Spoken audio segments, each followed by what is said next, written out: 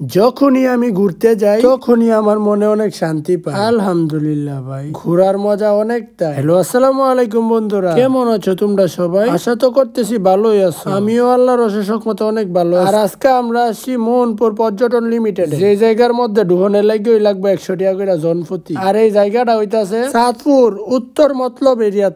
আর আসলে এই জায়গাটা অনেকটা সুন্দর, বাইরের থেকে আমরা যতটুকু দেখে বুঝতাম পারতাছি। যে কারণে আমার বড় ভাই 100 টাকা করে 3টা টিকিট 300 টাকা দেখার। আর এখন আমরা ভিতরে ঢুহনের ফাল, আর আমরা ভিতরের ফাইল ঢুকিয়ে দিয়ে অনেকগুলা গাছপালা অনেক সুন্দর করে সাজায়। আবার এই পর্যটন কেন্দ্রটার ভিতরে অনেক সুন্দর খাবারের দোকানও আছে, কিন্তু ভাই প্রত্যেকটা খাবারের একটু দাম গুলা বেশি আমার কাছে মনে হয়েছে। 15 টাকার স্প্রাইট 30 টাকা নিচে, তইলে বুঝেন দামের হার কই গেছে। কিচ্ছু করার নাই, এই রোদের ভিতরে স্প্রাইট না খাইলে কই যাবো। আসলে ভাই এটার ভিতরের জায়গাটা অনেকটা সুন্দর করছে। তারপরে এই সাইড গুলাতে আছে অনেক সুন্দর বসার জায়গা, যেই জায়গার ভিতরে বইলে ফুল মেঘনা নদীর বাতাসে শরীরের ভিতরে লাগে। আর হ্যাঁ ভাই, সামনে কিন্তু আমাদের মেঘনা নদী, আর এই মেঘনা নদীর পাড়ের ভিতরেও এই সুন্দর পর্যটন কেন্দ্র বানাইছে। আর আপনিও চাইলে এই জায়গাটার ভিতরে আইতে পারেন, কারণ এই জায়গার ভিতরে আপনার আর বাচ্চাদেরকে খেলাধুলা করার অনেক রাইড আছে। কিন্তু ভাই এই রাইড গুলা হয়তো বা টাকা দিয়ে উঠা লাগে। আর ভাই আসলে এই জায়গাটা অনেকটা সুন্দর লাগতেছে আমার কাছে, কারণ মেঘনা নদীর বাতাস অনেক জোরে জোরে লাগতেছে শরীরে, যেই কারণে বাতাসে আমার মনটা হালকা ঠান্ডা হয়ে গেছে। আর দেখেন এইগুলো হইতাছে বাচ্চাদের রাইড, আর বাচ্চাদের খেলনার আরো অনেক কিছুই আছে এই জায়গাতে, আমি ঘুরতে ঘুরতে দেখলাম। আর মূলত